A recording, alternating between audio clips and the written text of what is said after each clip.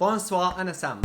أي إنسان سبني وغلط علي بتمنى يشوف هذا الفيديو كامل. امبارح نشرت فيديو عن حفلة الشامي بألمانيا وشو صار بالحفلة وشو الأحداث اللي صارت، وأغلب العالم فاتت عنده بالتعليقات وصاروا يسبوني هدن عبيد الشامي. بس أنا الفكرة وين؟ الفكرة إنه كيف أنا بدي أغلط على واحد ابن بلدي؟ أولا هي إنه ابن بلدي، ثانيا إنه إنسان ناجح. أنا ما غلطت على الشامي ولا جبت سيرة الشامي، ولا أبدا ممكن أغلط على واحد شخص ناجح من بلدي، حتى لو اتفقت معه، حتى لو حبيته، حتى لو كرهته. كل ما في الأمر إنه أنا انتقدت نوعية الأشخاص اللي رايحين، حصرا بحفلة ألمانيا. أنا ما انتقدت بعمري حفلة قطر، حفلة لبنان، حفلته ما بعرف بأي بلد، حفلته باللي صارت بعدها بالسويد، كلياتها كانت منظمة. وطبعا هذا الكلام مو بس أنا جايبه من عندي، أغلب اللي راحوا على الحفلة الأشخاص المحترمين حكوا إنه الحفلة كان تنظيمها كتير فاشل. وأنا حكيت على نقطة العالم كيف متدافعة والبنات كيف لاصقين بالشباب، هي الفكرة اللي حكيت عليها، أنا ما غلطت أبدا. وهي نقطة تانية، العالم عم بيفوتوا أنت ليش عم تحكي على الشام وغيران. حبيب مين جاب سيرة الشامي؟ أنا إذا بتابعوا الفيديو كامل أنا ما حكيت أبدا أي كلمة غلط عن الشامي، وبالعكس أنا قلت لكم إنه أنا فخور فيه، بفرض اتفقت معه وما اتفقت، حبيته وما حبيته. تمام، هو انسان ناجح وهو عم يسعى لحلمه. وطبعا كل الانتقاد اللي كان انا من الفيديوهات اللي شفتها، انا الفيديوهات اللي شفتها على الحفله انا انتقدت هي الفيديوهات اللي طالعه، واللي بيثبت كلام انه راح اعرض لكم بنت راحت على الحفله وحكت عن تنظيم الحفله. هي نقطه ثانيه، انا حكيت على النوعيه اللي هن بيعشقوا الشام، انه كلياتهم مريضين. هلا راح افرجيكم الفيديوهات تبعهم، خلينا نشوف. هذه كانت هي لك، والشغله مو بالشامي، الشغله بالناس اللي هنيك. وحياة الله العرب مقرفين. حياة الله انا كتير بحب الشامي. انا طارقه مشوار 9 ساعات من الدنمارك لهون بس مشان احضر له هي الحفله، تمام؟ بس اقسم بالله الناس اللي هنيك زفت. العرب ما بيلبق لهم حفلات، همج حوش. نحن كنا هنيك للساعة 6:30 على أساس رح يفتحوا القاعة الساعة 7، تمام؟ ما فتنا نحن على القاعة على فكرة، يمكن 9 مدري 9:30. والله أنا أصلا من كتير ما طولنا ما طلعت على الوقت. ماشي، شيلوا قصة الطابور على طرف، تمام؟ تنظيم صفر حرفيا. انتوا بتروحوا بدكم توقفوا لانه اشتريتوا تيكت في اي بي على اساس، تمام؟ طيب وين طابور الفي اي بي؟ ما حدا بيعرف. بتروح تسالي الناس على اساس السكيورتي اللي هنيك اللي لازم ينظموا الحفله، بيقولوا لك ما بعرف، في منهم ما بيعرفوا يحكوا انجليزي. طيب كيف انت ما بتعرف تحكي انجليزي يا زلمه؟ طيب لا عربي ولا انجليزي، انا كيف بدي اتواصل معك؟ ماشي خلص، عرفنا هذا شخص، رحنا على شخص ثاني، تمام؟ وين طابور الفي اي بي؟ ما بعرف. انت فوتي تحشي بالعالم، وانت بس تفوتي على الحفله لجوا بتعرفي هذا كله. طيب عرفنا فتنا على الحفله. عرفت ليش انا انتقدت الحفله؟ انا ما انتقدت الحفله لانه والله لانه الشامي عم بغني او كذا او مشان فانزات الشام، انا انتقدت الحفله لانه التنظيم كلياته عباره عن فشل بفشل. يعني مثل هاي، يعني مشتريه تيكت في اي بي حقه 300 يورو، يعني حتى ما انهم مخصصين مكان للفي اي بي، لازم يكون بالمقدمه، ولازم يكون على القليل في كراسي، لازم يكون، لا شفتوا انتم زحمه. يعني تخيل انا مشتري تيكت في اي بي ودافع 300 مشان اتميز عن غيري، مشان اروح انبسط بالحفله، مشان اشوفه للشامي، وبالاخير ما اشوفه قضيه تدفيش، لانه اصلا ما راح تستمتع بالحفله، لانه كلياتها عباره عن تدفيش. ولما بحكي هذا الكلام بفكروا الغانم، بفكروا انه لا انا غيران. انا عم بحكي نقطه واضحه، عم بحكي على الاشخاص، في نسبه كبيره من الاشخاص اللي راحوا على الحفله هدن الاشخاص يعني عقليتهم مريضه، وتنظيم الحفله من ابشع ما يكون. انا ماني عارفان كيف يفلتوا مثلا العالم 3 ساعات و4 ساعات برا، تمام، مرقوعين برا، وبالاخير بفوتوا هيك مثل الغنم. يعني تنظيم كتير فاشل الحفله، وابشع منه ما في. وبعدين عم تقول لك انه على السكيورتي، كيف انت طيب جايب حفله عربيه وانت عارفان انه كل شيء اللي جاي يستمع لك كلياتهم عرب؟ كيف يعني جايب سكيورتي لا بيحكوا عربي ولا حتى انجليزي؟ جاي. خلينا نكمل الفيديو.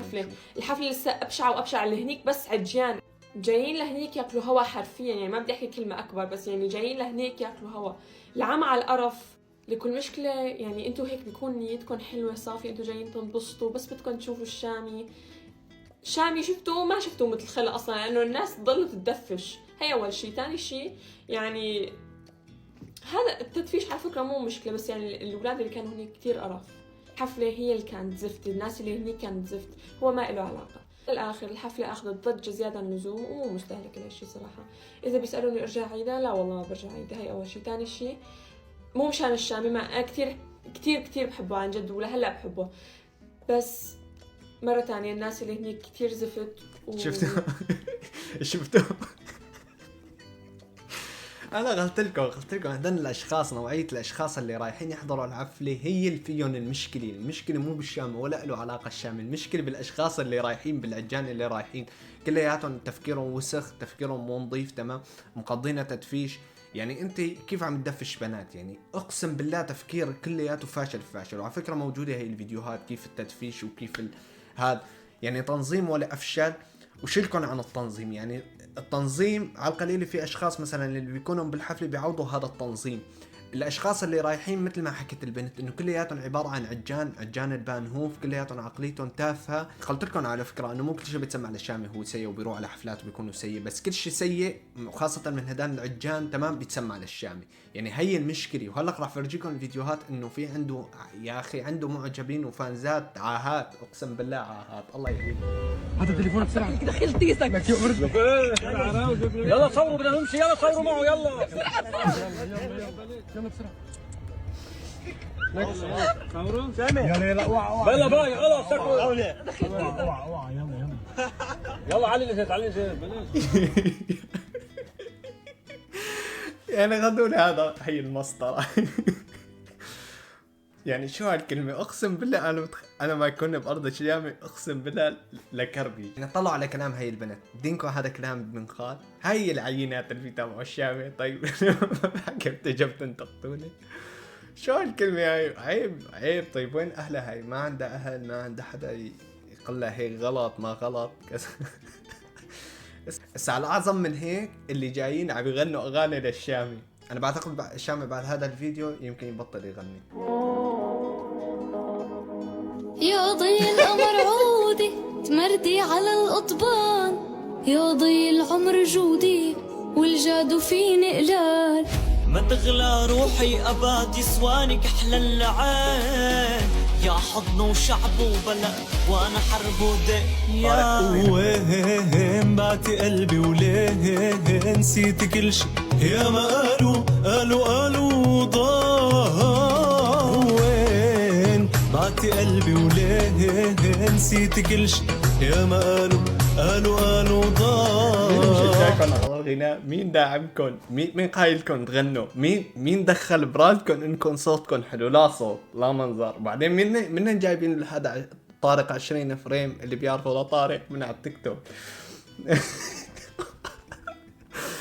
يعني هاي الاشكال تبع الشامي. يعني هدن صدقوا حالهم يفكروا هلا هو صوتهم يا لطيف. هذا طبعا هدن بيجيبوا كتير مشاهدات، بيجيبوا كتير لايكات، وبيستمروا بعد فترة بصيروا مشاهير وبصير عندهم فانزات، وإذا طلعنا نحكي عليهم بيجوا بيسبونا وهيك ريسايكل بغضة. عرفت كيف؟ بتصير كل هالدويرة تمام. هاي السوشيال ميديا، هاي مشاهير السوشيال ميديا. من بجيب لك يعني. خلينا نروح. مشان الله إذا شفتوها لا تدعمون مشان الله. تلوث سمعي، تلوث بصري، تلوث كل شيء اقسم بالله. يا الله دخيلك. الاغلب يجوا بيقولوا لي ليش عم تتنمر على الاطفال؟ لك ما عم تنمر عليهم، هن عم يتنمروا على حالهم لما عم بيعملوا هيك فيديوهات. شو هي انجازاتك بالحياه؟ رحت على حفلة الشامي حب وحنان. وكيف عبرت عن هذا الشيء؟ من حبي للشامي ما قدرت اعبر عن هذا الشيء، فرفعت له اختي على كتافي. حب وحنان. طيب كيف شفت الحفله؟ شفنا انه الشرف غالي فاضطرينا نبيعه. حب وحنان. طيب شو هو الشيء اللي كان غالي بالحفله؟ اغلى شيء بالحفله كان التيكت كان اغلى من المعازيم. حب وحنان. والله العظيم ما بعرف هذا الفيديو نظامي ولا تطبيق ولا عم يتخوتوا على الشام، بس ما بعتقد يعني الفيديو نظامي. حب وحنان، بس ما بعرف شو هاي الحركة. حب وحنان. عن جد ترى هاشيلكم اذا الفيديو نظامي او الفيديو مو نظامي، بس عن جد ترى كل شيء حكاه بالفيديو نظامي. يعني اغلى شيء كان بالحفله كلياته هو التيكت. يعني وهذا اللي مطالع لي اخته على كتافه، وهذا اللي ما بعرف شو، والله ما بعرف. يعني دائما فانزات الشامي لوين بدكم توصلوا والله ما بعرف. طبعا السله قليله، يعني مو سله قليله، لا سله كثيره من جماعه الشامي. يعني شيء 50% هي هدن، هي النماذج تبعه. والله ما بعرف. خلينا نشوف الفيديو اللي بعده. انا ورد بس ورد نرجس. انت ورد نجس مو ورد نرجس. طبعا اللي ما بيعرفوا لهذا الكائن الهلامي اللذج ذو رائحة كريهة، عنده فيديوهات على الانستا وعنده فيديوهات على التيك توك كتير كرنج وراح اعملكم عنه فيديو كامل عنه. ازنخ واكثر شخصية كرنج بالكوكب. ما بعرف ليش كل شيء بيتابعوا الشامي، كل فانزاتهم بيكونوا هيك. ليش؟ اغلبهم عشان ما تهجموا علي. اهدوا جماعة الشامي، لا تهجموا عليها. انا معاكم بصفكم، يعني انا لما بحارب هاي الاشخاص انا بصفكم، يعني ده بيسيئوا للشامي. حطوها ببالكم انه هاي الاشخاص هي بتسيء للشامي، يعني لما بتطلع هاي النماذج وبتنشهر بتسيء للشامي. لهيك انا بصفكم، لهيك لازم تدعموني. نحن فانزات الشامي ولاك.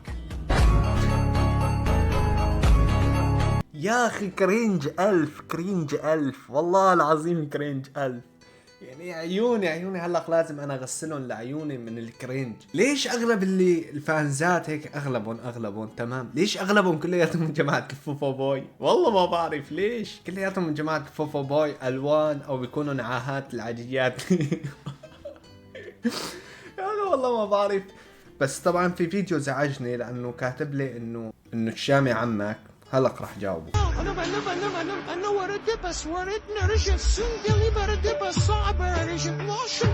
طبعا اول شيء ان شاء الله يوصل له هذا الفيديو. كريستيانو رونالدو عمك تمام، وعم الجميع تمام. هي اول شغله خلينا نخلص منها. بعدين انت بعتينك على المدرسه اهلك لتروح تدرس تروح تكتب لي الشامي عمك. حبيبي الشامي مشهور، عم يعمل له بكل حفله شي 3 مليون دولار. انت شو عم تعمل بحياتك؟ روح دروس. ما قال لك الشامي بفيديو روح ادرسه؟ روح دروس عمي. شو بدك انت بقى كاتب لي الشامي عمك ومدري شو عم الجميع؟ كريستيانو عمك وعم الجميع.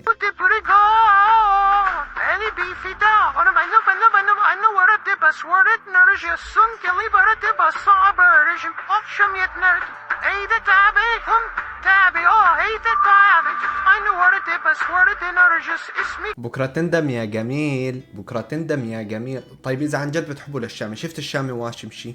انت اذا عن جد بتحبوا للشامي وانت من فازاته للشامي، شفت الشامي واشم؟ ما نواشم توشم اسمه هون. يعني بعد سنة سنتين اكيد راح يتغير، واكيد ما راح تضل انت بتعبده هيك تمام. يعني انت راح تندم كتير، وخاصة هذا الوشم ما عاد يروح، وخاصة حاطه هون على رقبتك. يعني والله العظيم ما بعرف. هي الاشخاص تبع جماعة الشامي هدن الفانزات، في اشخاص اقسم بالله سيئين وبيسيئوا اصلا للشامي. طبعا عرفتوا كيف؟ يعني كله غلط بغلط. بتروح بتوشم، واحد بيروح بوشم يا زلمة.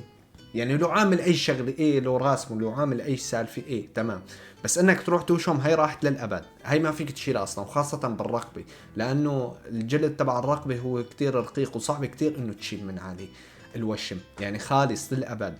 ومثل ما قلت لك بكره تندم يا جميل. وفي فيديو شفته على انستا لطفل صغير تمام ناشر وحاط غنايه الشامي وهو هيك كتير مدعبل طبوش كذا، بس التعليقات ما بترحموا ابدا. لهيك عم قلكم انه هدن على السوشيال ميديا ما بترحم كل الامور. مو والله لا تفكر انه تنشر الامر وكل العالم لازم تحبك ولازم تتفق معك. عادي، انا لما فاتوا اشخاص سبوني وغلطوا علي ولا ابدا لا بحذفه، لا عادي، ما بيهمني هذا الامر، حقه ورأيه.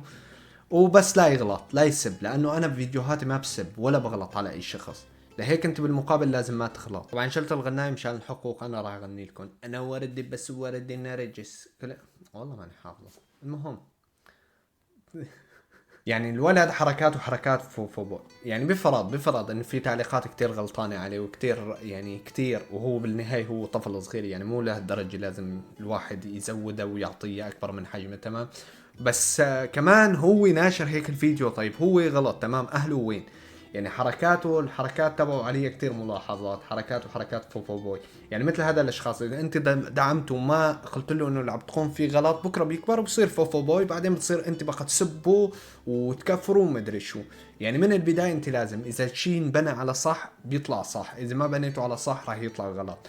يعني حركاته حركات فوفو بوي، جسمه مو معتني فيه. يعني مثل هذا الاشخاص اذا راح تسمع لاندرو تيت او سمع لاندرو تيت وقال له روح على الجيم، بيجي العالم البشريه كلياته والنسويات كلياتهم بيجوا بيحاربوه. لا ما بيصير اما يتسمع للشامع عادي. يعني مثل هذا الاشخاص هذا يروح على النادي احسن ما قاعد عم يتسمع لي للاغاني. وفوق كل هذا انا اللي زعجني بشجع برشلونه. يعني شو متامل منه؟ فنانه المفضل الشامي وبشجع برشلونه ومو معتني بجسمه لا تهجموا علي جماعة الشام، ترى مزح. وهذا كان الفيديو لليوم، بتمنى تكونوا استمتعتوا بالفيديو. اي انسان سبني وغلط علي بتمنى يشوف هذا الفيديو كامل مشان يعرف انه الفيديو اللي غلط فيه علي انه هو كان غلطان، وانا انتقدت الفكرة ما انتقدت الاشخاص عينهم. تمام؟ وانت لما جيت انت غلطت على الفيديو تبعي، انت تركت الفكرة اللي انا حكيتها وانتقدتني الي شخصيا، وهذا بدل انه كلامي صحيح، لانه ما فيك تنتقد الكلام الصحيح، بتيجي بتهاجم الشخص. تمام؟ لما بيكون الفكرة كلها غلط عادي فيك تحارب الفكرة، وانا حاربت الفكرة يعني. هيك بتمنى تشاركوا الفيديو وتنشروا الفيديو، خلينا نوصل على القليل الى 1000 مشترك، وبحبكم كتير وحبوا حنان. انا ورد بس ورد النرج، ليش ما اشتركت؟ حبوا حنان.